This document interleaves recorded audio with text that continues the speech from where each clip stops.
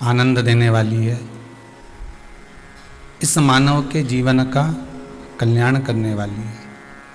ऐसी पुनीत पावन भगवान शंकर की पावन कथा श्रावण के महीने में अपने अपने घरों में विराजमान होकर बैठकर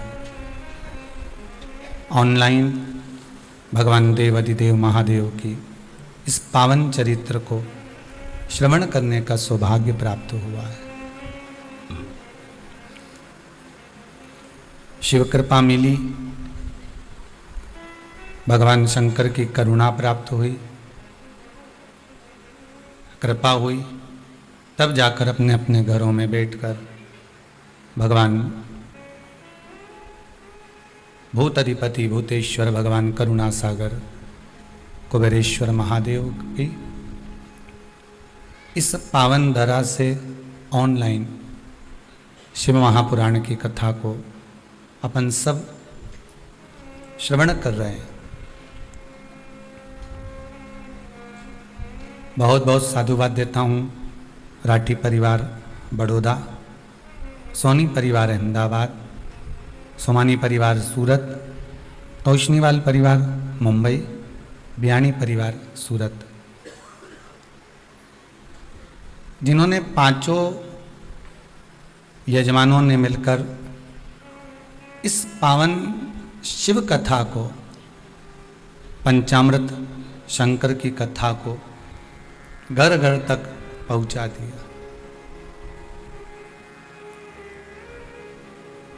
आज संपूर्ण विश्व शंकर की भक्ति में ऐसा डूबा हुआ है कि किसी भी रूप में जाकर शंकर को एक लोटा पानी, एक जल का पात्र अवश्य समर्पित कर रहा है।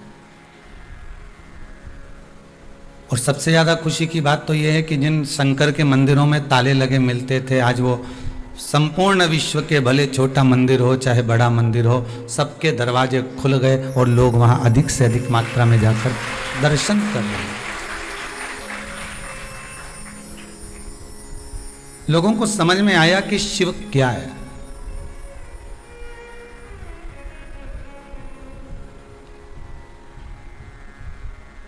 दुनिया के लोगों को यह ज्ञात होना चाहिए कि शंकर है क्या।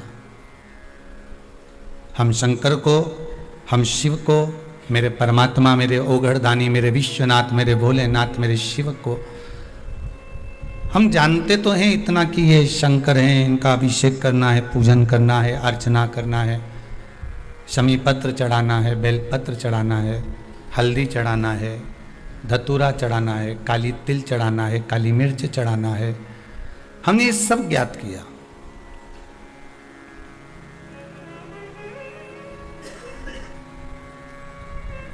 गेहूं के दाने, चने की दाल,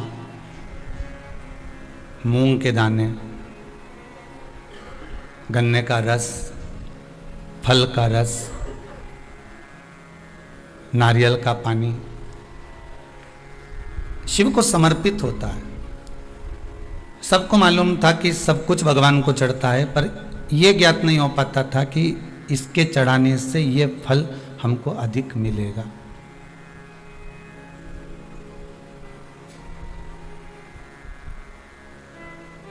भगवान के भजन की, भगवान के स्मरण की, भगवत नाम की जो टेबलेट है वो किसी भी रूप में जपी जाए, किसी भी रूप में भजी जाए, उसका फल जरूर मिलता। खेत में, जमीन में अगर आपने बीज डाला है तो जितने भी किसान बीज बोते हैं, फसल लगाते हैं या बीज जमीन के अंदर डालते हैं, तो वो किसान एक एक बीज को सीधा करके डालता है क्या? सोयाबीन का बीज डालेगा तो क्या सीधा करके डालेगा कि एक एक बीज को पकड़ लिया जाए और उसको सीधा करा जाए?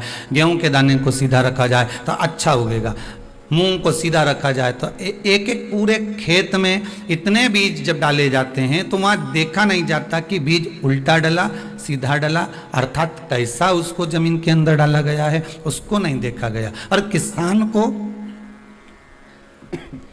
किसान को इस बात का ज्ञान रहता है, किसान को इस बात का ध्यान रहता है कि जो बीज डाला गया है जमीन के अंदर, पृथ्वी माता इसको कैसे भी सीधा कर देगी और उस फसल को वापस उपजित कर कर आगे बढ़ाकर पृथ्वी के ऊपर लाकर छोड़ देगी। बीज उल्टा था, सीधा था, उससे कोई मतलब नहीं।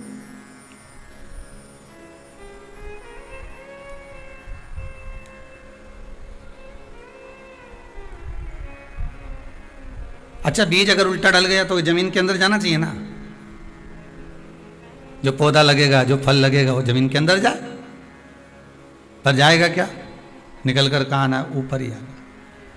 बीज उल्टा डाला जाए चाहे सीधा डाला जाए, फसल सम्मुख में ही प्रकट होती है, हमारे सामने ही आती है। उसी तरह शंकर का नाम, राम नाम, कृष्ण नाम, भगवान का नाम तुम किसी भी रूप में जप लो, तुम्हारी मर्जी पड़े जैसे जपो, तुम्हारी मर्जी पड़े जैसे भजन करो, तुम्हारी मर्जी पड़े जैसे स्मरण करो, तुम जितना करो, जैसे करो, तुम्हारा मन है, पर उसका जो फल है ये पक्का है। जैसे जमीन के अंदर बीज डाला, उल्टा सीधा डाला, पर प्रकट सामने होता है, उसी तरह तुम कैसे भी भजो, भगवान प्रकट तुम्हारे सामने ही होता है, ये सम्मुख में आता है।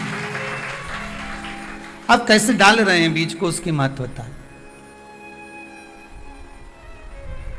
कि मुख में हो राम नाम, राम सेवा हाथ में, तू अकेला नहीं प्यारे राम तेरे साथ में। जिंदगी की बागडोर हाथ दीना नाथ के, वह महलों में राखे चाहे झोपड़ी को वास दे। सीताराम सीताराम सीताराम कहिए, जाई विधि राखे राम ताई विधि।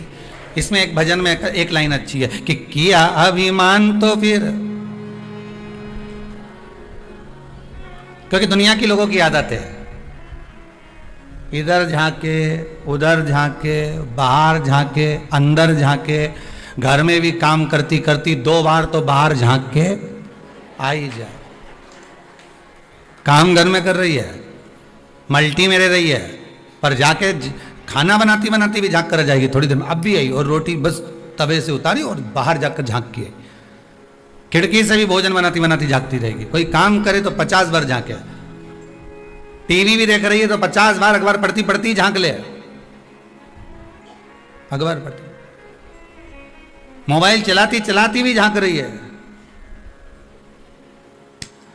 अच्छा, एक बात समझ में नहीं आई, ये सारी दुनिया में झांके पर अपने भीतर क्यों नहीं झांके रहे? वो बाहर झांकने से कोई फल मिला है क्या? अभी तक किसी को बाहर झांकने से कुछ मिला हो तो जरूर बताना। इधर उधर झांकने से कुछ मिला क्या? नहीं। अपने भीतर अगर झांक लेता, अपने भीतर अगर एक बार झांक कर देख लेता, तो ये विश्वास मानो शिव महापुराण का, जब हम अपने अवगुण देख लेते हैं, हम अपने अवगुणों को निकालकर सामने प्रस्तुत कर देते हैं, तो ये पक्का है कि भगवान भी माफ कर देता है और कुछ अच्छा कर देता है। हमारे अवगुण हमारे सम्मुख में आ जाए।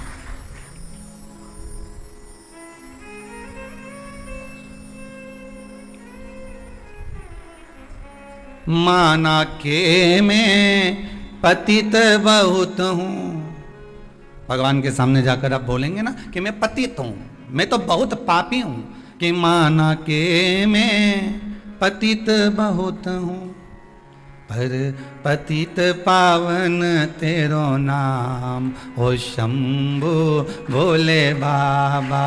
अरे पतित पावन तेरो नाम, ओ शंभु भोले बाबा। अरे पतित पावन तेरो नाम, ओ शंभु भोले बाबा। अरे पतित पावन तेरो नाम, शंभु भोले बाबा। अरे पतित पावन तेरो नाम, ओ शंभु भोले बाबा। अरे पतित पावन तेरो नाम, ओ शंभु भोले बाबा। मेरे गिनियो ना अपराध, ओ शंभु भोले बाबा। मेरे गिनियो ना अपराध, ओ शंभु भोले बाबा। मेरे गिनियो ना अपराध, ओ शंभु भोले बाबा। मेरे गिनियो ना अपराध, ओ शंभु भोले बाबा।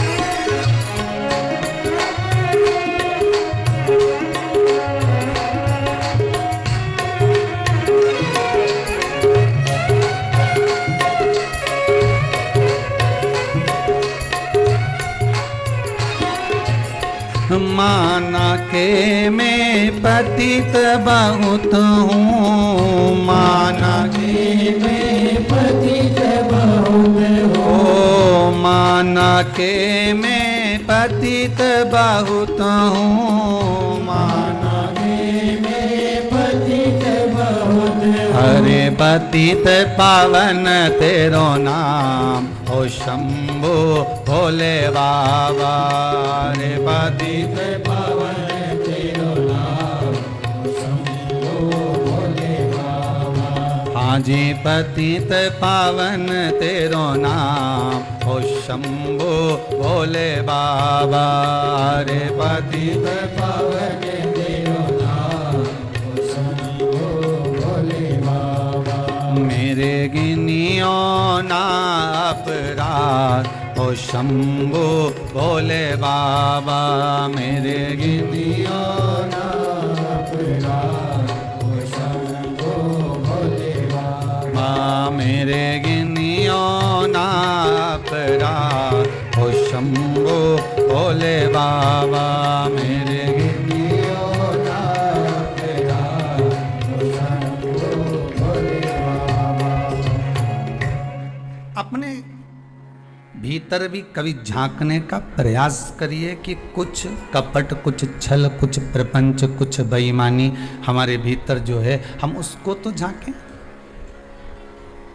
अगुण तो हमने देखे पर दुनिया के देखे। ऐसा कोई व्यक्ति नहीं जो अवगुण नहीं देखता, पर दुनिया के देखता। जिस दिन हम अपने भीतर के अवगुण झांकने लगेंगे, हम जब अपने भीतर के अवगुण सम्मुख में लाने लगेंगे, तो ये पक्का है कि आपके भीतर गुण अपने आप आने लगे। आपके भीतर स्वयं गुण आने लगेगा। हमारा अगर अवगुण हम झांक रहे हैं तो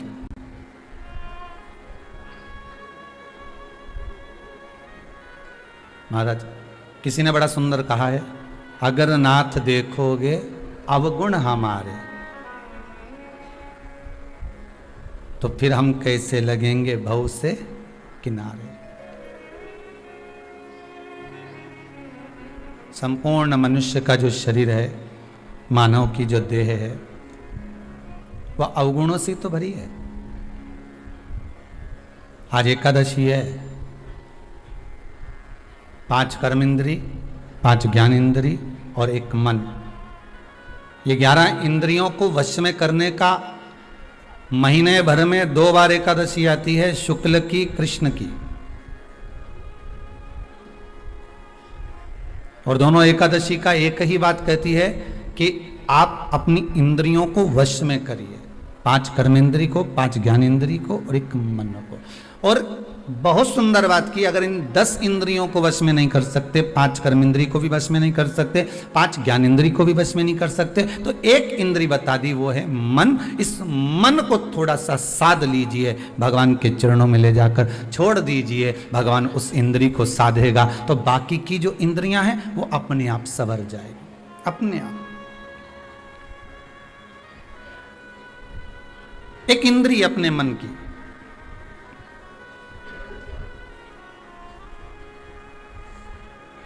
दुनिया के लोगों के लिए जीना एक अलग बात है और अपने लिए जीना एक अलग बात है। स्वयं के लिए जियो, पर भक्ति के साथ जियो, स्मरण के साथ। आप सबसे पहले दुनिया के लोगों को यही बात अड़ जाती है कि लोग क्या कहेंगे अगर मैंने मंदिर जाऊंगा, तिलक लगाऊंगा, चंदन लगाऊंगा, रुद्राक्ष की माला पहनूंगा, लोग क्या कहेंगे।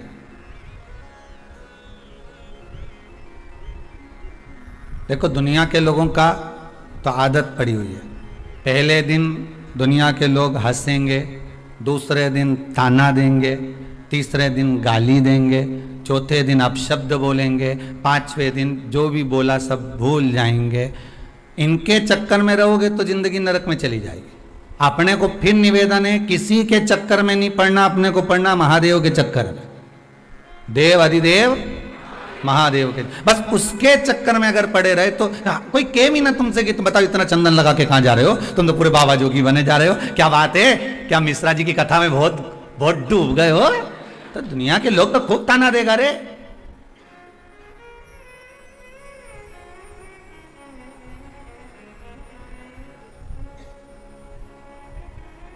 कई लोग कहेंगे इन पे भी रंग चढ़ गया महादेव का, तो कह देना हम तो बहुत दिन से ढूंढ रहे थे कि कोई रंगरेज मिल जाए। कथा बताया था ना, रंगरेज हमारे गांधी रोड पे था पहले सीहोर में, वो कपड़ा ले जाओ नहीं तो रंग के दे देता था, और ऐसा रंगता था, ऐसा रंगता था वह कपड़ा के कि वह कपड़ा पे ऐसा कलर चढ़ाता था कि बाल्टी में दूसरा कपड़ा गला ही नहीं सकते थे, क्योंकि उसका कलर दूसरे पे चढ़ जाता था।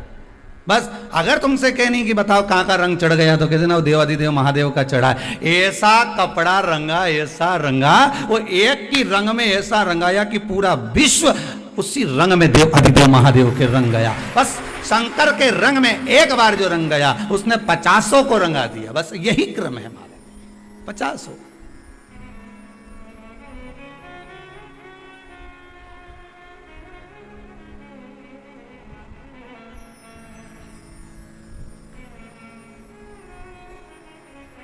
अरे क्यों जाते हो शंकर जी के मंदिर में, कोई तुमसे पूछ ले तो क्या जवाब दोगे, बोलो रे, जल्दी से बोलो। जितने आस्था के सामने बैठे हो, कथा सुन रहे हो, फेसबुक यूट्यूब पर श्रवण कर रहे हो, जितने भी कथा का रसपान कर रहे हैं, दिल से बोलो। अगर कोई तुमसे पूछ ले मंदिर काहे के लिए जाते हो, तो क्या जवाब दो। अरे महाराज भगवान की पूजन करने जाते हैं, दिया लगाने जाते हैं, आरती करने जाते हैं, भगवान को दोख लगाने जाते हैं, भगवान को प्रणाम करने जाते हैं, भगवान को नमन करने जाते हैं। अच्छा, पर शिव पुराण तो कहती है कि मंदिर क्यों जाया जाता है, किस लिए जाते हैं, तो कहा मंदिर केवल भगवान को तुम नमन करने नहीं जा रहे हो, भगवान को प्रणाम करने नहीं जा रहे। प्रणाम तो तुम घर के मंदिर में भी कर लेते हो, बोलो तो सही है कि गलत है, घर के मंदिर में भी नमन कर लेते हो, फिर मंदिर क्यों जा रहे हो।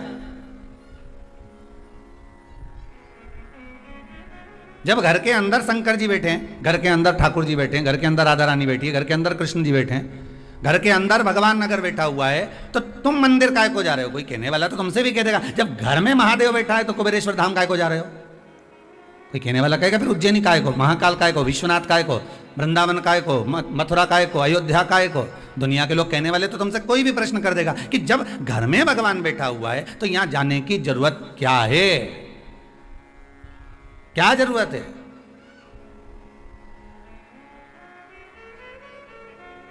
तो उनको समझाने के लिए एक बात पहले भी कही, आज फिर कहते हैं कि गाड़ी की हवा निकल जाए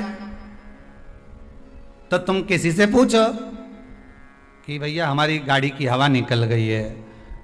अच्छा, तो फिर हवा कहाँ मिलेगी, तो पास में खड़ा हुआ व्यक्ति कहेगा हवा ही तो है, चारों तरफ हवा। नहीं हमको हवा चाहिए, तो ये हवा नहीं है क्या, नहीं हमको गाड़ी के लिए चाहिए। अच्छा, फिर किसी के पास गए, भैया वो हवा गाड़ी की निकल गई है।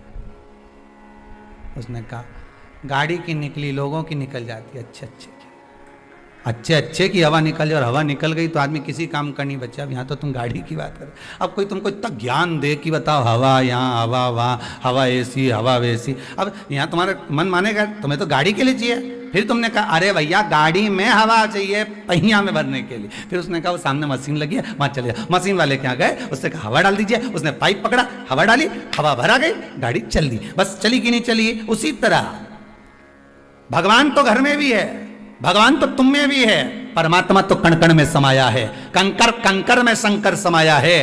पर मंदिर तीर्थ इसलिए जाया जाता है कि वहां पर मशीन लगी है हवा भरने की। एक बार भराई कि गाड़ी दौड़ गई, एक बार अगर भरा गई हवा अच्छे से तो गाड़ी इंदौर तक नहीं रुके।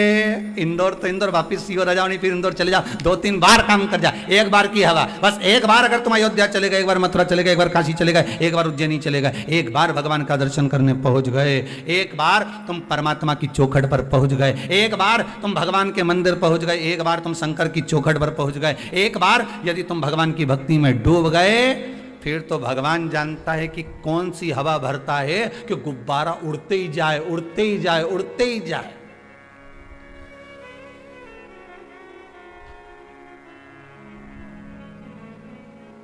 पतंग उड़े आकाश माने डोर थारा हाथ मां, ओ शंभू मारी पतंग ऊंची राखना, भोले बाबा मारी पतंग ऊंची राख। भगवान फिर कितना ऊंचा उड़ा रहा है, ये उसके हाथ में।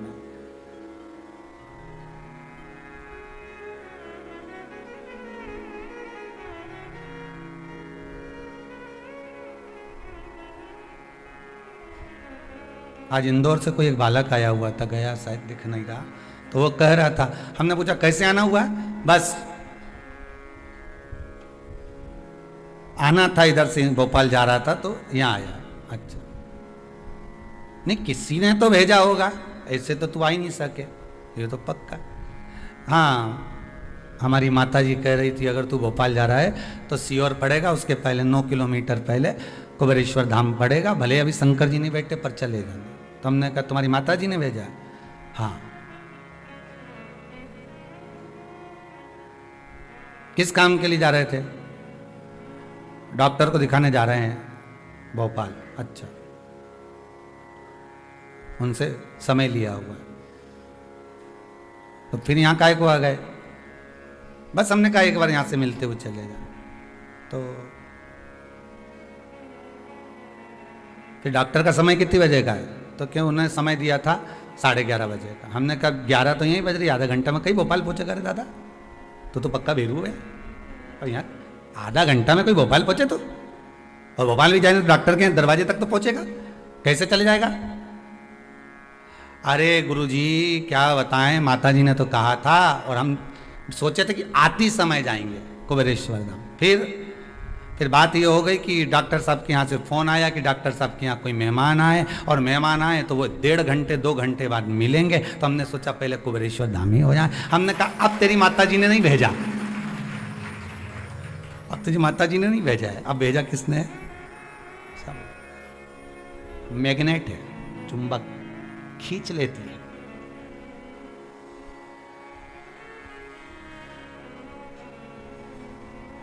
शिव वो मैग्नेट है, शंकर वो चुंबक है जो एक बार शिव महापुराण की कथा में रम गया, एक बार शंकर की कथा में अकेला लग गया, अकेला।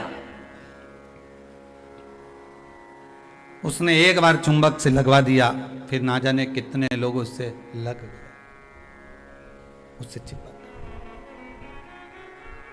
एक बार।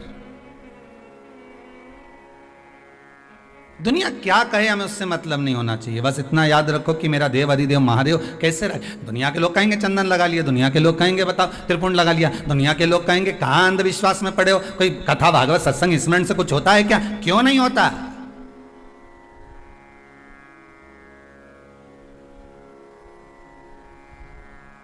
अगर विश्वास प्रबल है तो भगवान मिलता जरूर है।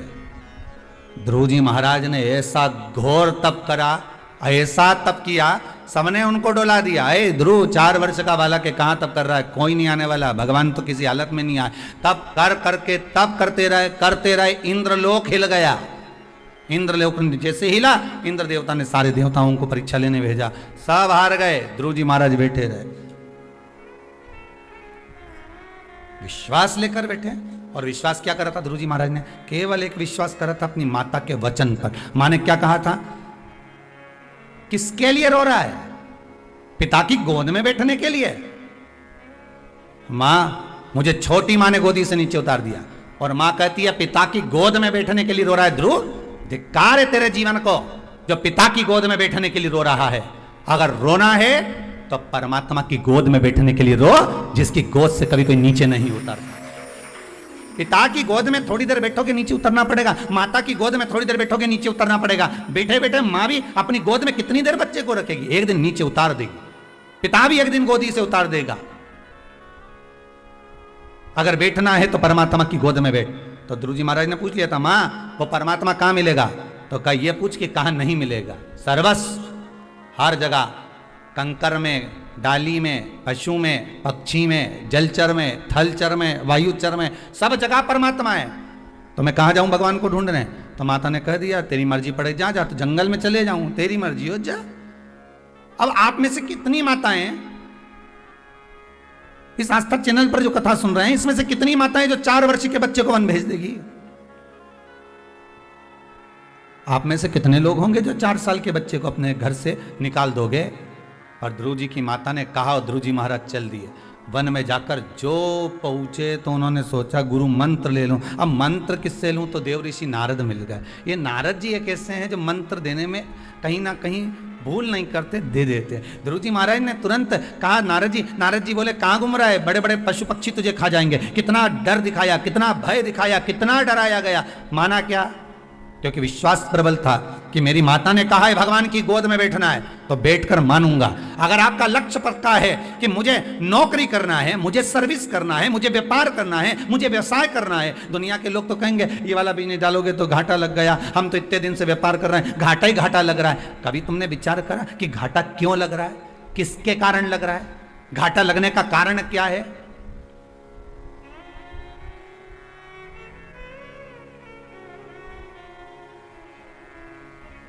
क्यों कर्जे में डूबते जा रहे हो? क्यों घाटे में जा रहे हो? घाटा लगने का कारण क्या है? कर्जा होने का कारण क्या होता है मालूम है आपको? कर्जा होने का कारण यह है अपनी शान सत्ता को, अपनी शोहरत को दुनिया तक ले जाकर दिखाना, अधिक खर्च करना, जोड़ना कम, कमाना कम और खर्च अधिक, कर्जे का कारण। कई लोग कहते हैं गुरुजी हमने तो हमारी बेटी की शादी करना थी इसलिए कर्जा हो गया। बेटी ने कहा था कर्जा करो? जो लड़के वाले धन मांगे क्यों दो बेटी ऐसे घर में कि कर्जा करना पड़े? बेटी के भाग्य में अगर सुख लिखा है तो सुख मिलेगा, उसके किस्मत में दुख लिखा है तो दुख मिलेगा। अच्छा खूब पेट्रोल पंप देखा, गाड़ी देखी, बंगला देखा, भाग्य में भी तो गाड़ी बंगला होना चाहिए, भाग्य में भी तो पेट्रोल पंप होना चाहिए, भाग्य में भी तो जमीन जायदाद होना चाहिए। वो कहां से लेकर आओगे? कर्जा हो गया तो हो जाने दो, तो भी कथा कह रही है। व्यापार में घाटा जा रहा है तो भी कथा कह रही है। घबराना नहीं है अपने को, बिल्कुल नहीं घबराना अपने। ऐसा कोई मनुष्य संसार में दिखा दो जिसको दुख नहीं हो, जिसको दुख नहीं हो। एक संत तालाब के किनारे बैठकर तप कर रहे हैं, उनको दुनिया के लोग कहते कितना जोरदार संत है, इसको कोई दुख नहीं है। वो तप कर रहा था, वहीं पे एक बगुला आ गया मछली को पकड़ने के लिए। संत ने देख लिया, आंखें खोल के बगुला को भगा दिया। संत 2-1 साल बाद मर गए, प्राण छूट गए। ऊपर गए तो कहा इनको नरक में पटक दो। तो संत ने कहा हमने क्या बुरा काम करा, राम राम जपा, कृष्ण नाम जपा, भगवान का भजन किया और तुम कह रहे हो कि नरक में भेजा? क्यों भेजा, किस लिए? तो कहा बगुला का व्रत था, 1 महीने से उसने भोजन नहीं किया था, उसका भोजन वहीं पर लिखा हुआ था, उसको वो मछली पकड़ना थी, खाना थी, पर तुमने भगा दिया इसलिए तुम्हें नरक भोगना पड़ा। ठीक है। अब इनकी गादी पे दूसरे संत को बिठाया, दूसरे बाबा को बिठाया। अब दूसरा बाबा बैठा तो गुरुजी ने सपने में आकर कहा बेटा बगुला बिल्कुल मत भगाना। ये भी तप करने बैठा, बगुला आ गया, इसने नहीं भगाया। ये भी 2 साल बाद मर गया, प्राण छोड़कर ऊपर गए तो इसको भी नरक मिला। इसने पूछा मेरे को नरक काय के लिए भेज रहे हो? तो क्या बेचारी मछली पानी में से पुकार रही थी कि तू संत है, साधु है, गुरु है, मुझे बचा ले। एक जरा सी ताली बजाता तो बगला भाग जाता, पर तूने सामने देखकर भी मछली का भक्षण करवाया इसलिए तुझे नरक भेजा।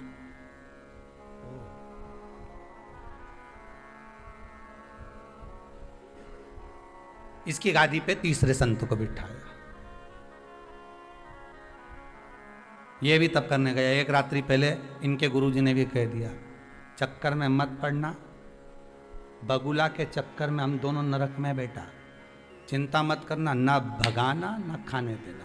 जैसे ही बगुला आए तो आंख बंद करके राम राम गा, बस कुछ मत कर, यही शिव पुराण की कथा कहती है। उसने ना तो बगुला आया भी, ना भगाया, ना खाने दिया, वे तो बैठा भजन करता रहा, स्मरण करता रहा। वो आया चले गया, अपना काम करेगा। जो ललाट पर लिखा, बगुले को जैसा लिखा होगा वो परमात्मा ने लिख दिया।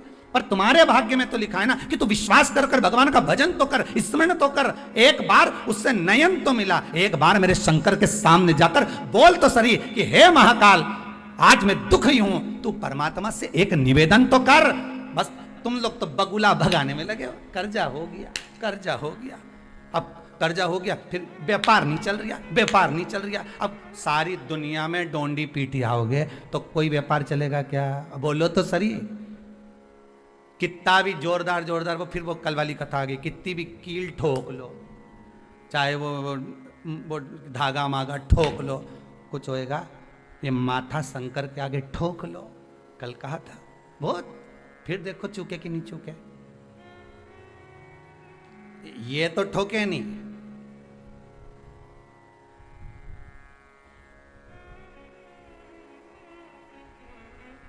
हम तो बड़े दुखी हो गए गुरुजी, इतने दुखी कि मर जाए तो क्या करे। तो मर भी जाओगा तो करोगा क्या? आना तो पड़ेगा, वापिस जन्म लेना पड़ेगा, फिर पुनरपि जननम पुनरपि मरणम। का मतलब है? इसलिए पूरी ड्यूटी करके जा। उसने दुख दिया है ना, उसने दिन ऐसे दिए हैं ना, काय की चिंता करना है? समय आएगा। विश्वनाथ पर भरोसा रखना, श्री शिवाय नमस्तुभ्यम का जाप करना। ज्यादा दुख हो इस हृदय में तो जो रुद्राक्ष तुम्हारे पास में रखा हो, कैसा भी हो, कैसा भी हो। अब कई लोग कहते हैं महाराज जी ये रुद्राक्ष प्लास्टिक का है क्या, ये असली है क्या, ये नकली है क्या? आधे से ज्यादा लोग तो संशय में पड़े हैं।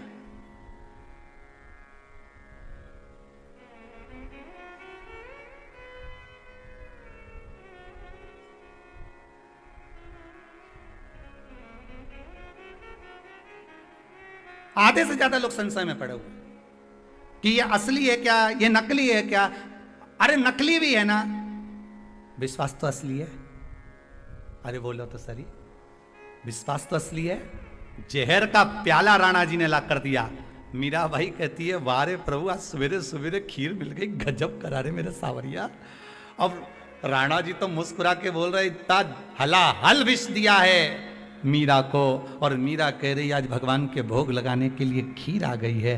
कौन सा त्योहार है आज जो खीर आई है? तो मीराबाई के याद आया त्योहार में बार तो कुछ भी नहीं है, पर बना ली होगी खीर, इसलिए प्रसाद में आ गई। मीराबाई ने वही विश्वास था, भगवान के सामने रख दिया, कटोरा लेके बैठ गई और सांवरिया जी से क्या खाओ।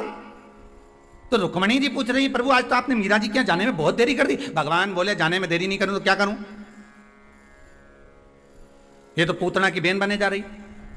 एक आई थी पूतना, तुरंत आई, विष पिलाना चालू कर दी, और ये आई तो खीर का कटोरा ले आई। बताओ अब क्या करूं? तो रुक्मणी जी बोली कि पूतना को भी तो आपने मातृत्व लोक दिया था, तो मीराबाई के लिए क्या कुछ नहीं कर सकते? भगवान कहने लगे बस अब चिंता मत कर। मीराबाई ने जो कटोरा भगवान के मुख से लगाया, भगवान छूते ही उसको अमृत कर दिए। ले अब पी ले तू। और मीरा ने पिया, विश्वास था, जहर अमृत बन गया। कर्जा हो गया, अमृत हो जाएगा। दुकान नहीं चल रही, व्यापार नहीं चल रहा, अरे करो तो सही। जो रुद्राक्ष है उसको 5 दिन 7 दिन घृत में गाय के घी में डाल के रख दो। उसको गौ माता के घी में डाल के तो रखो उस रुद्राक्ष को। असली है कि नकली? अब हम कह दें कि हमें तो यही पता नहीं है कि तुम असली हो कि नकली। अब संसार है दादा, ये तो ये बात तो कह नहीं सकते। हीरा को परखइयो राम, कोई नहीं रहे। तुम्हारे हाथ में जो हीरे की अंगूठी है किसी व्यक्ति को ले जाकर दिखा देना। एक सुनार को दिखाओगे, हाँ है अच्छी तो है परंतु ये इतनी कीमत की, हाँ तुम कितना बता रहे हो? तो क्या हमारी कीमत मत पूछो, तुम तो ये बताओ कितना का पुखराज है। अब पुखराज ऐसा लग रहा है कि देखा दाखी करके बोले 5-1 हज़ार रुपये का तो होगा। अच्छा, फिर दूसरे जोहरी के लिए जाना, पुखराज कितने का? तो क्या 15,000 का। और जोरदार के पास जाना तो क्या ये 20,000 तक का है। कहीं का तो कह देगा नकली दिखे रे, कहीं असली पुखराज है। हीरे की अंगूठी पहनने वालों के भी हीरे को अगर भाव लगा पूरी दुनिया में मालूम करके देखो, अलग अलग जगह पर जाकर मालूम करना है हीरे की, ये कोई ठीक नहीं दिखता, कोई ठीक नहीं। पर कोई परखदार मिल जाएगा, ले जाएगा। कहीं लाखों का हीरा है, बस विश्वास अगर पक्का है। असली और नकली के चक्कर में मत पड़िए। तो कौन सी थी रे? गीता और सीता। इनके चक्कर में मत पड़िए, ये असली है कि ये नकली राम जी, ये असली ये नकली है।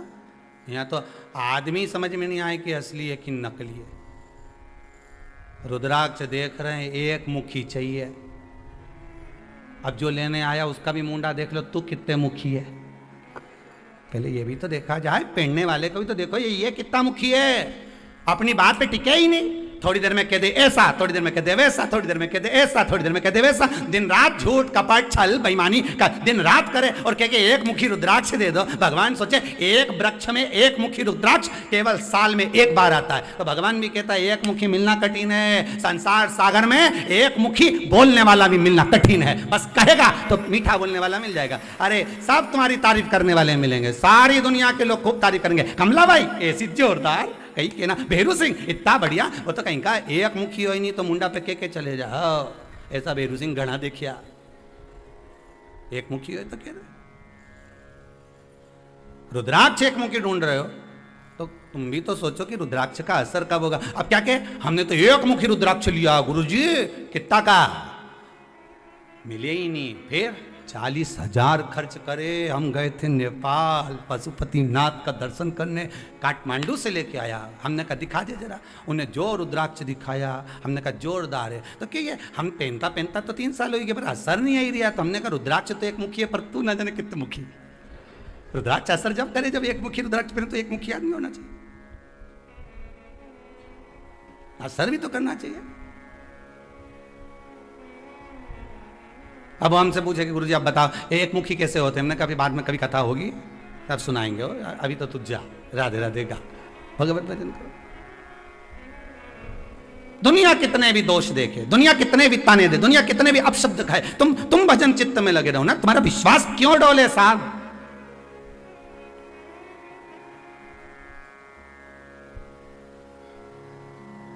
तुम्हारा भरोसा क्यों डोलना चाहिए? तुम्हारा विश्वास क्यों डोलना चाहिए?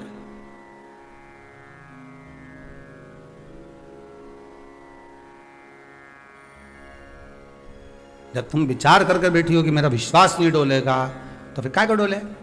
तुम तो जैसे वो भजन गाती ना पुरानी माता, कितना जोरदार गा, तांबा का हंडा तातो धरो पानी, नीनाए भोला नवा के रहूंगी।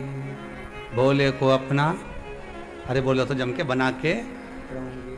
सोना की थाली में भोजन परो, नी खाए भोला खवा के रहूंगी। अब बस इस तरह से विश्वास रख कर के नहीं खाएगा तो मैं भी नहीं खाऊं। जा नहीं, रोज तुम भगवान के सामने थाली ले जाके रखते हो, बोलो रखते कि रखते, अपने घर में भोग लगाओ कि नहीं लगाओ भगवान के सामने? तुम शक्कर भी ले जाके रखो, तुम भोजन की थाली भी ले जाके रखो। कभी तुम्हारे मन में आए तुम्हारे छोरे को तुमने रोटी दी नहीं खाए तो तुमने कितनी जम के चिल्लाई, खा रिया कि नहीं खा रिया? सीधी तरीके से दोनों रोटी फिनिश हो जाना चाहिए, साफ हो जाना चाहिए, नहीं तो सोच लेना अब छोरा नहीं खा रिया रोटी तो तुम क्या करोगी? बोलो चौका छोड़ के आओगी कि नहीं आओगी? देवरानी से कहा ले जरा रोटी उतार, तुम अब भी आई जरा इसके और खा, जल्दी खा। नहीं खाना तो तुम बैठी पालकी लगा के रोटी तोड़ी, सब्जी में मिलाई, इके पकड़ा, इसका मुंडा में खिलाया। बोलो खिलाया कि नहीं खिलाया? कभी तुमने भगवान के साथ ऐसा करा कि नहीं खाए तो आज खिला के मानूंगी? अरे बोलो तो जरा। और जब छोरा तो तुम इतने प्रेम से नहीं खाए खिलाऊंगी, ले खाए कि नहीं खाए? और दोष दिया, खा, खाए कि नहीं खाए? बोल, मुंडा खोल, खाए कि नहीं खाए? इन रोटी थोड़ी। अब छोरा आंसुड़ा बहाते जाए, खिलाते जाए। माँ क्यों खिला रही है? क्योंकि ये दुबला हो जाएगा, बीमार पड़ जाएगा, 4 दिन नहीं खाएगा, बीमार हो जाएगा। तो माँ उसको खिला रही है, प्रेम बस खिला रही है। तुम कभी प्रेम से भगवान से झगड़ा करके बता, सुने कि नहीं सुना? पर तुमने तो केवल थाली रख दी, भगवान क्या कैसे घंटी हिला दी, थोड़ा सा पानी था ऐसा फेर दिया, भगवान के भोग लगा के थाली ले गई, अंदर खुद जाके निपटा गई, लाई जा।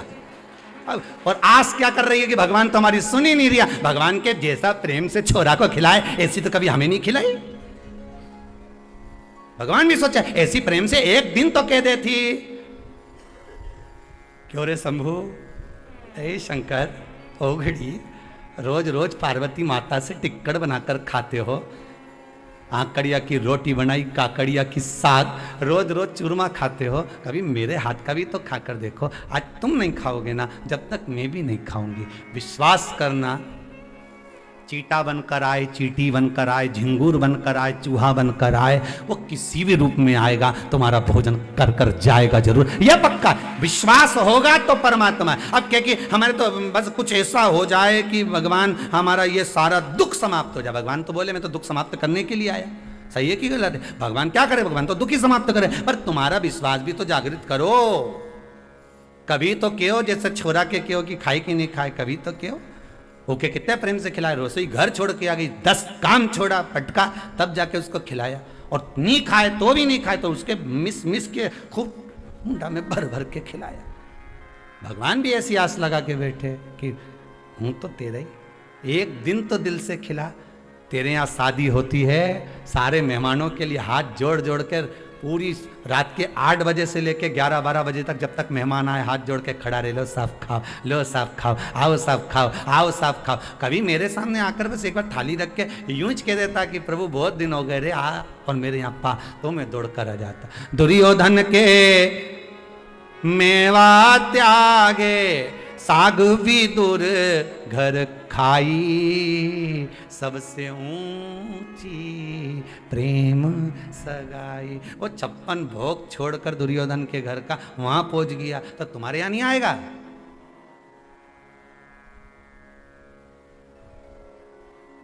बोलो तो, अच्छे से बोलो, आएगा कि नहीं आएगा? आएगा ना।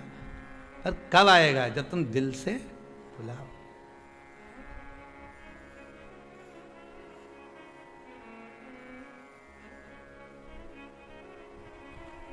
दिल से जब बुलाओगे। और जिस दिन तुमने दिल से बुला लिया, जिस दिन तुमने भाव से बुला लिया, जिस दिन तुमने चित्तवृत्ति से बुला लिया, उस दिन परमात्मा क्यों ना आए? हलिरी मोहे लागे काशिनी को, सखीरी मोहे लागे काशिनी को, हरिरी मोहे लागे काशिनी को, सखीरी मोहे लागे काशिनी को, हरिरी मोहे लागे काशिनी को, सखीरी मोहे लागे काशिनी को, सखीरी मोहे लागे। सब गाइए। सखी मोहे लागे ये काशिनी को, सखीरी मोहे लागे काशिनी को, ये काशिनी को, ये काशिनी को, काशिनी को, ये काशिनी को, ये काशिनी को, ये काशिनी को, काशिनी को, ये काशिनी को, हरिरी मोहे लागे ये काशिनी को, हरिरी मोहे लागे काशिनी को, सखीरी मोहे लागे ये काशिनी को, सखीरी मोहे लागे काशिनी को।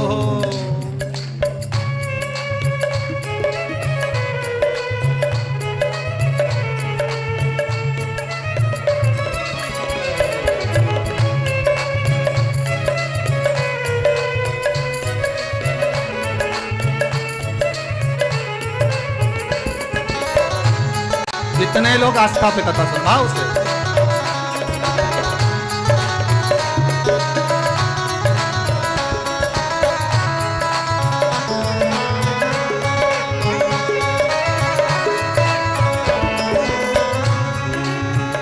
घर घर शंभो गौरा सेवा, घर घर शंभो गौरा सेवा, घर घर शंभो गौरा सेवा, घर घर शंभो गौरा सेवा, दर्शन गंगा जी को,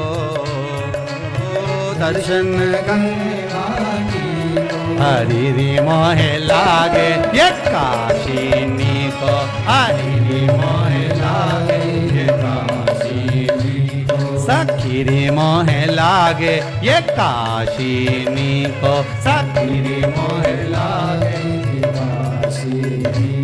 ये काशीनी को, ये काशीनी को, काशीनी को, ये काशीनी को, ओ काशीनी को, ये काशीनी को, काशीनी को, ये काशीनी को, हरे रे मोहे लागे ये काशीनी को, हरे रे मोहे लागे ये काशीनी को, सखी रे मोहे लागे ये काशीनी को, सखी रे मोहे लागे ये काशीनी को। ओहो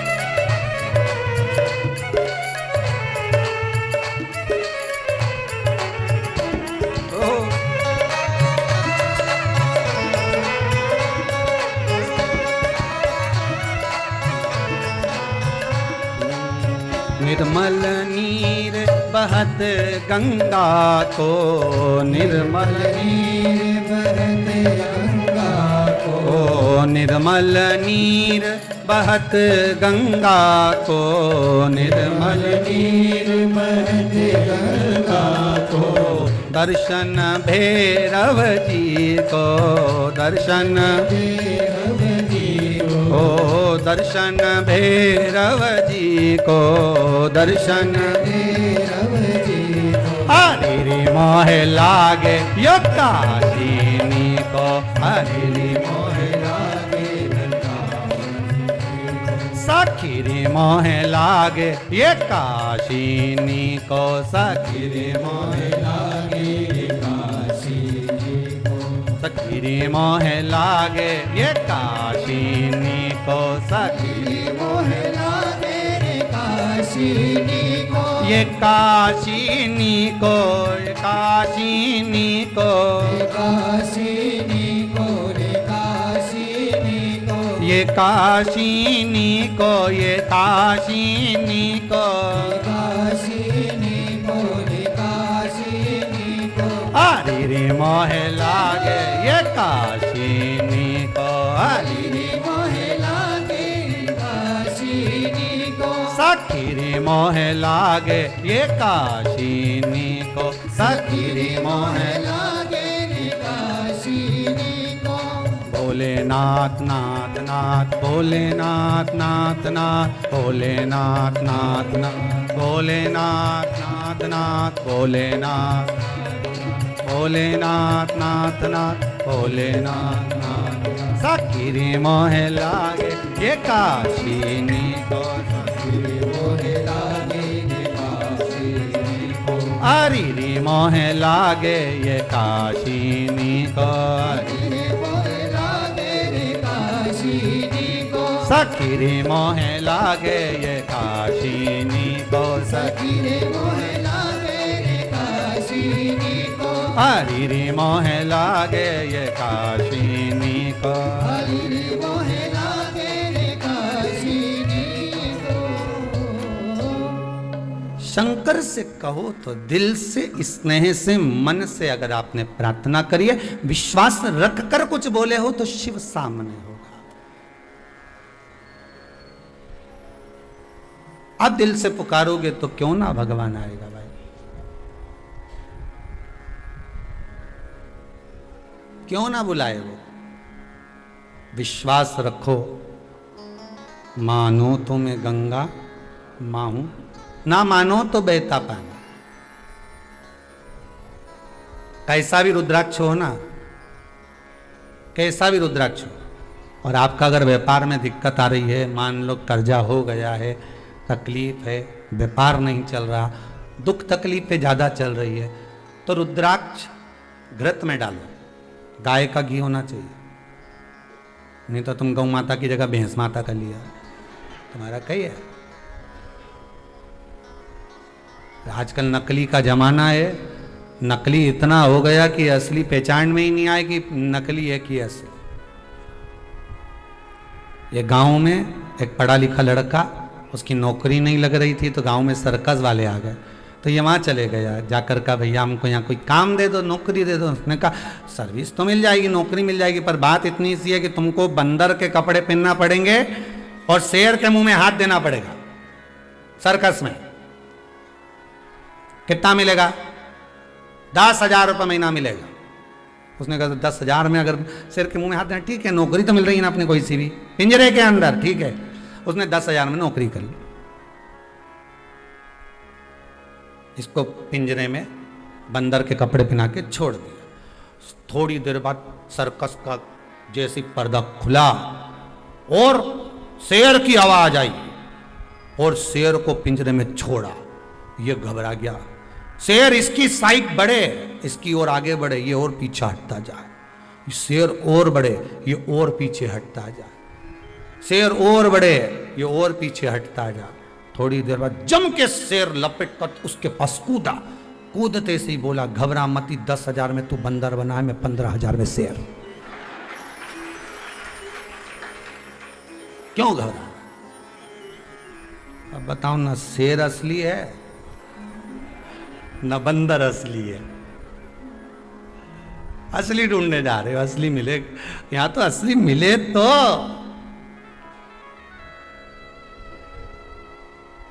मिलना बहुत कठिन है।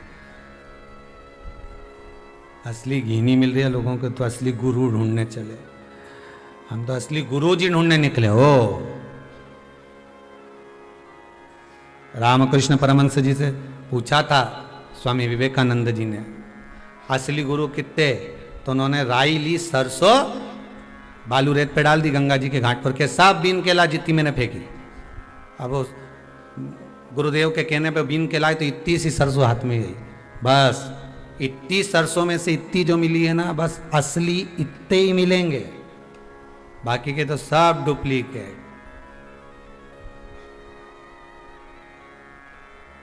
तो वो कहते हैं ना, सेठों में सेठ, सावरिया सेठ, बाकी के सारे डुप्लीकेट।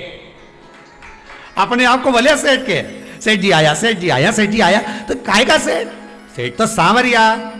नानी भाई क्या गया, 56 करोड़ का मायरा भरी आया। द्रौपदी क्या गया, एक उंगली उठाई, 9,999 साड़ी दिया आया। भोजन कम पड़ा, आधा चावल का दाना झूठा खा गया, 10,000 ब्राह्मणों का पेट भर दिया। सेठ तो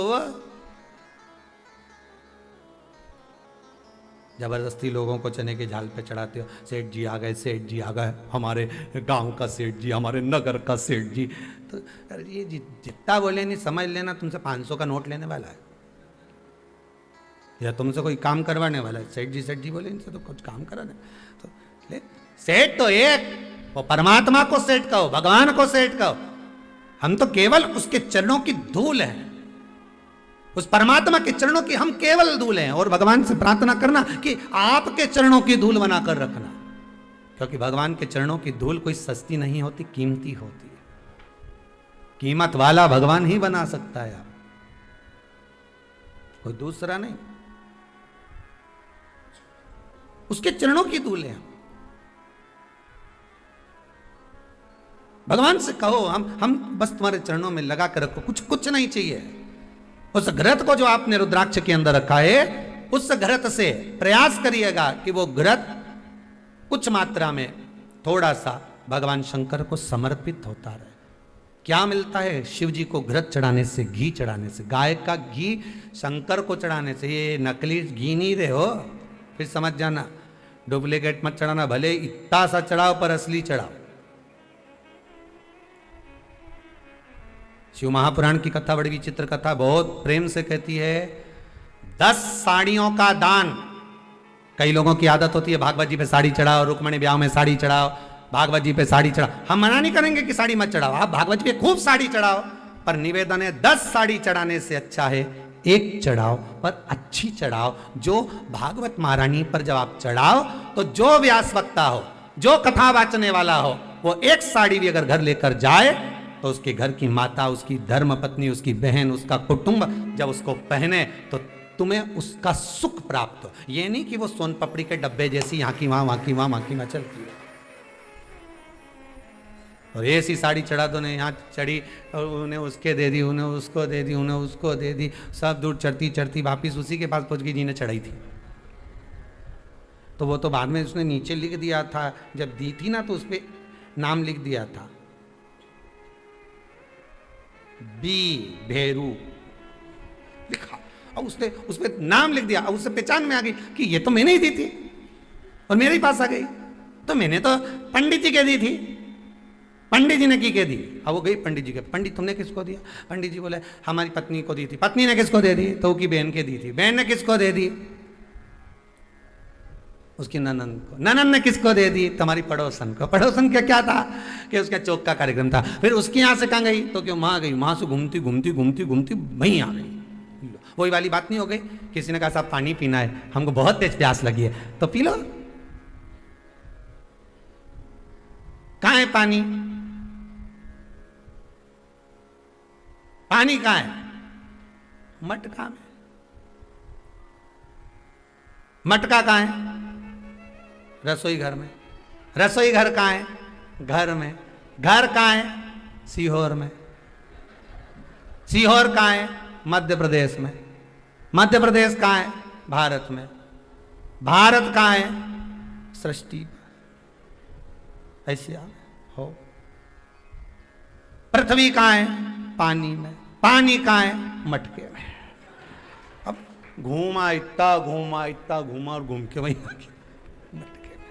अब इतना पूछने की क्या जरूरत थी? उसने कहा पानी पीना, चले जाता मटका में से पी गया जाता, पूरा पूछेगा कहाँ है, घूम के वहीं पहुंच गया। अपन भी ऐसे ही है, जन्म हुआ उस दिन से घूम रहे हैं, कभी बचपन, कभी जवानी, कभी अधेड़ी, कभी बुढ़ापा, कभी वृंदावन जाना तो पागल बाबा के मंदिर जरूर जाना। नीचे दर्शन करोगे तो वहां लिखा है इससे जोरदार मंदिर ऊपर है, यहां से जाइए ऊपर, ऊपर जाओगे तो लिखा है राइट में मुड़िए, सामने मंदिर का दर्शन करिए। जैसे ही मंदिर का दर्शन करोगे यहां से राइट में मुड़िए, राइट में मुड़ोगे इससे जोरदार मंदिर ऊपर है। ऊपर गए, फिर यहां दर्शन किया, फिर लिखा यहां से जोरदार मंदिर ऊपर है, फिर वहां चढ़े, फिर वहां से ऊपर सुंदर है। 8-9 मंजिल ऊपर चढ़ा दिया पागल बाबा के मंदिर में, और ऊपर लिखा हुआ था नीचे उतर जा, नीचे उतर। यहां वहां डोल रहा है, चढ़ते जा रही है, चढ़ते जा रही है। वो पागल बाबा नहीं था, उनके बराबर कोई समझदार नहीं होगा जिसने दिखा दिया कि उन्नति की सीढ़ी पर कितने भी चढ़ जाओ, अंत में भगवान के चरण नीचे हैं, उसको भूल मत जाना। वो पकड़ कर रखो, चढ़ाने वाला चढ़ाते रहेगा। उस चरण को अगर पकड़ लिया तो उन्नति की सीढ़ी पर तो तुम चढ़ते रहोगे। अब चढ़ते गए, चढ़ते गए, चढ़ते गए, आखिरी में लिखा नीचे उतर, चरणों में जा। जब आखिरी में चरणारविंद मिल जाएंगे तो जीवन सार्थक है।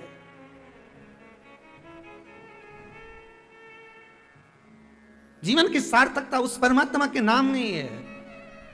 बस भटक रहे हैं हम, कोई ने कह दिया वहां चले जाओ, कोई ने कह दिया वहां चले, अरे क्यों जाएं? हम शंकर के हैं, शंकर के रहेंगे। जन्म हुआ था तो भी एक पिंडी थे, क्या थे?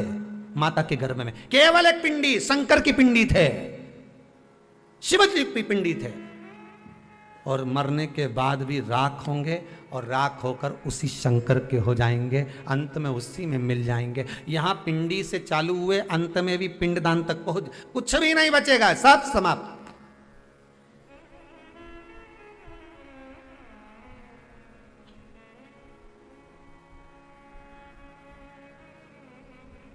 कहां दौड़े हैं, कहां जा रहे हैं? विश्वास शंकर का होगा तो सुख मिलेगा। एक रुद्राक्ष भी अगर आपने दिया तो गाय के घी में, गौ माता के घृत में उसको डुबा कर रखिए, 5 दिन तक रखो उसको, 7 दिन तक रखो उसको। शंकर को वो घी समर्पित करिए। घी शिव को क्यों चढ़ाया जाता है? शिव महापुराण की कथा कहती है, जब व्यक्ति का कोई कार्य अटक गया हो, कर्जा मस्तक पर बढ़ रहा हो, व्यापार व्यवसाय में जब वृद्धि ना हो रही हो, भीतर की शक्ति समाप्त हो गई हो, सोच सोच कर डिप्रेशन की जब गोलियां खाना पड़ रही हो, कुछ अच्छा ही नहीं लग रहा हो, तब शंकर को घृत का लेपन कर दिया जाता है। कौन सा घृत? जिसमें रुद्राक्ष। रुद्राक्ष 5 दिन तक क्यों रखे रहना चाहिए? किस कारण? आप वैसे भी घृत चढ़ा सकते हो, पर अगर कोई विशेष कार्य के लिए चढ़ा रहे हो तो रुद्राक्ष का घृत, रुद्राक्ष का जल, बेलपत्री की जड़ का जल। ध्यान दीजिए, बहुत बहुत चीजें हैं शिव महापुराण में।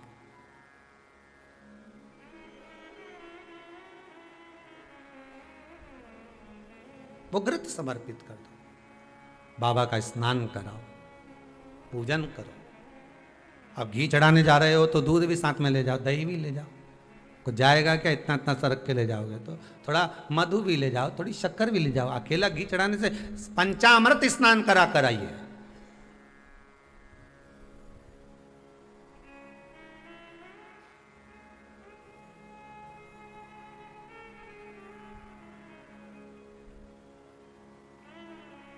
पंचामृत स्नान।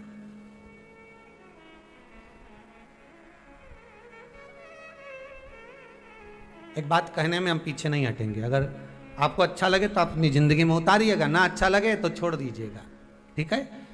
कहने में पीछे ना हटेंगे। अगर अच्छा लगे तो उतारना अपने जीवन में। आपके आसपास में जो मंदिर हो, आपके आसपास में जो देवालय हो, आपके आसपास में जो भी मंदिर हो, देवालय हो, अगर वहां कोई मान लो उत्सव हो रहा है, भगवान का स्नान हो रहा है, तो आप पंडित जी से कह सकते हो, गुरुदेव, ब्राह्मण देवता, अगर आप आज्ञा करें तो पंचामृत की सामग्री मैं भेज देता हूं, आप भगवान को स्नान कराना। आप कहें तो मैं पंचामृत की दक्षिणा दे सकता हूं, आप भगवान का स्नान करा देना।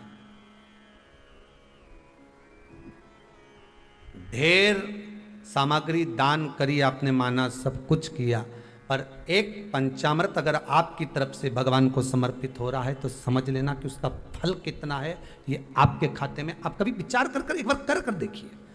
आपने शंकर जी को सावन के महीने में पंचामृत स्नान कराया, भले इतना इतना सा दूध लेगा, इतना सा दूध, इतना सा दही, इतना सा आधी चम्मच में शहद, जरा सा आधी चम्मच में घृत, पर उसका आनंद कितना है? आप कभी विचार तो करो, उसका सुख कितना है, वो सुख कितना है।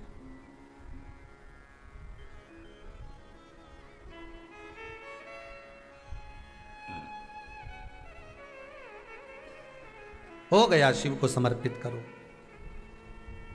सबसे ज्यादा घी 12 ज्योतिर्लिंग में से कौन से ज्योतिर्लिंग पर समर्पित होता है?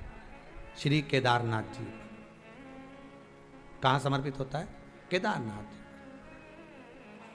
घृत समर्पित।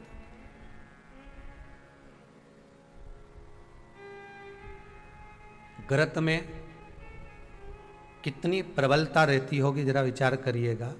मेरे शंकर का घर बद्रीनाथ, आपको पहले कथा कही है, कभी आपने सुनी भी होगी। मेरे शिव का अगर कोई घर है तो वो बद्रीनाथ जी है। वो तो भगवान नारायण भ्रमण के लिए आए थे तो लक्ष्मी जी को वो अच्छा लगा था, तो लक्ष्मी जी ने उसको पाने का प्रयास करा था। तो भगवान विष्णु बाल्यावस्था धारण कर अलकनंदा के तट पर रोने लगे थे, तो भगवान माता पार्वती ने उनको गोदी में उठा लिया था। पूरा बद्रीश भगवान विष्णु को दे दिया गया, मेरे नारायण को मिल गया, मेरे नारायण को प्राप्त हो गया। जब श्री बद्रीनाथ भगवान विश्राम करते हैं, पट जब बंद होते हैं, तो मेरे नारायण के हृदय से बाहर जो लक्ष्मी जी का मंदिर है, वहां से लक्ष्मी जी को लाकर हृदय से लगाया जाता है, और भगवान को एक कम्मल पूरा घी में उसको लपेट कर, पूरे घृत में उसको लगाकर, गौ माता के घृत में उसको लगाकर नारायण को भगवान शिव का स्मरण कर कर लपेटा जाता है। भगवान नारायण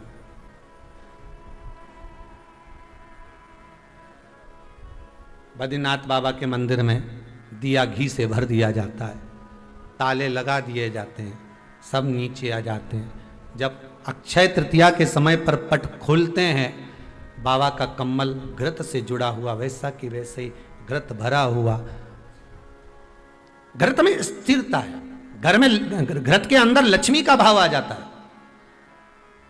हमारे यहाँ हिंदू धर्म में बहुत सुंदर बात कही जाती थी पहले, आजकल जमाने में कहते कि नहीं कहते मालूम नहीं, पर मारवाड़ के अंदर एक रीति थी। घर के अंदर रसोई घर में एक इतनी बड़ी कुल्हड़ होती थी जिसमें घी भरा होता था, छोटी सी चम्मच होती थी, उसमें पूरे घर का घी खाली हो जाए पर उस कुल्हड़ का घी खाली नहीं होना चाहिए। नानी भाई का मायरा सुना है आप लोगों ने?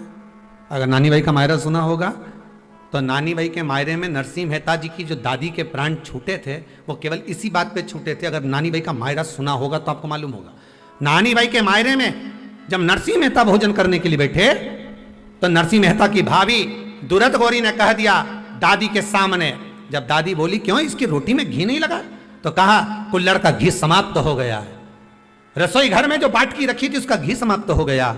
जय कुंवर भाई को चिंता लग गई, आंखों से अश्रु बहने लगे और जय कुंवर भाई नरसिंह मेहता की दादी प्राणों को छोड़ दी कि मेरे रसोई घर का घी समाप्त हो गया, मतलब ये घर अब बर्बाद होने में देरी नहीं लगेगी।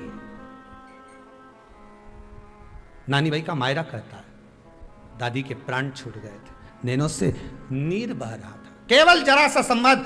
शास्त्र कहता है घर के रसोई घर में जिस बाटकी से आप रोटी पर घी लगाते उसकी बाटकी में भले आधा चम्मच घी पड़ा पर पड़े रहना चाहिए। क्यों? वो लक्ष्मी को घटने नहीं देता। जिस दिन बाटकी मंज जाए, साफ हो जाए, उसी दिन उसको धोकर पोंछ कर वापस भर देना चाहिए। अगर बाटकी गंदी हो गई तो आप धो पोछो, मना नहीं है, पर उसको धोने पोछने से पहले एक कटोरी में घी भर दो, चम्मच रख दो। पर रसोई घर में बाटकी में घी होना चाहिए और उसमें आप डालते रहो और लगाते रहो, रोटी में चलेगा, पर बाटकी का घी समाप्त नहीं होना चाहिए, कुल्हड़ का घी समाप्त नहीं होना चाहिए। वो बरकत है, वो भंडार है, वो संपदा है हमारी। घृत वैभव देता है, घृत वैभव प्रदान करता है।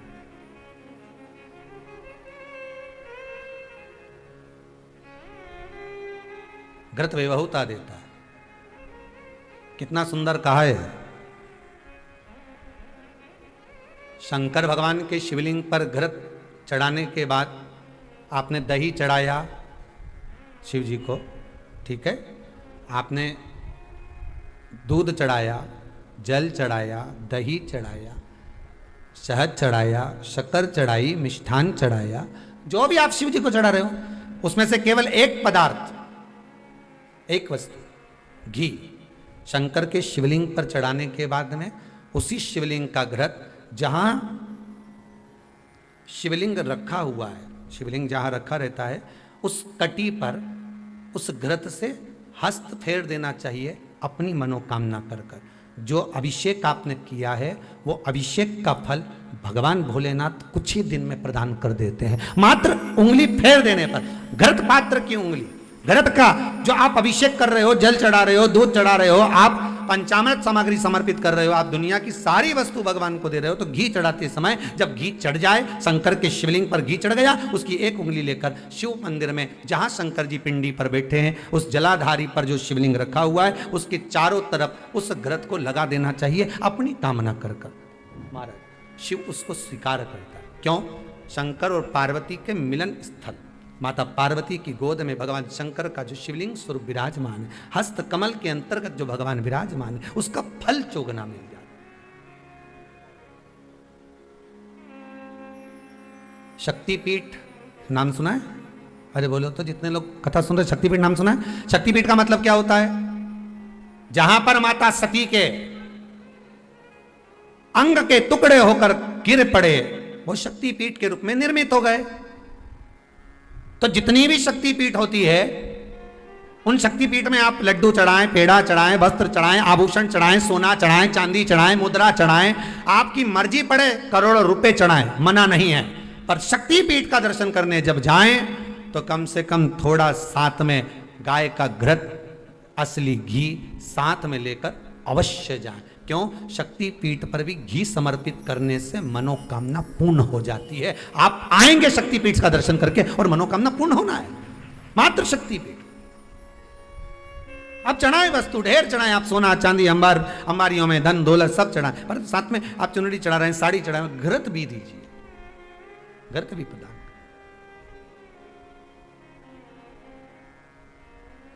घृत का दान मूल है।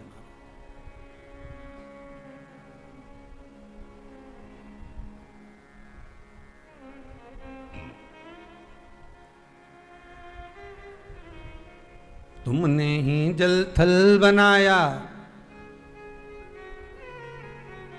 सभी तुम्हारी माया छाया।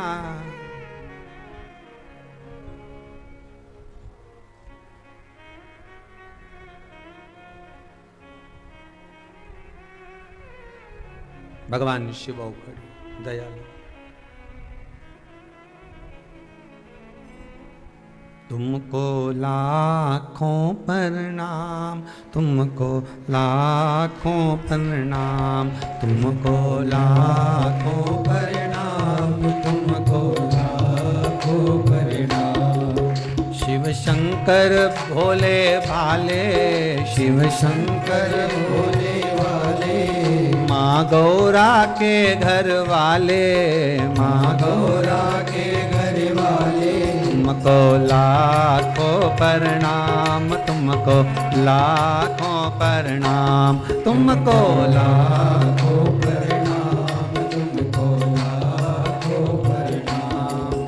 शिव शंकर भोले भाले, शिव शंकर भोले भाले, माँ गौरा के घर वाले, माँ गौरा के घर वाले। तुमको लाखों प्रणाम, तुमको लाखों प्रणाम, तुमको लाखों प्रणाम, तुमको लाखों प्रणाम, तुमको लाखों प्रणाम, तुमको लाखों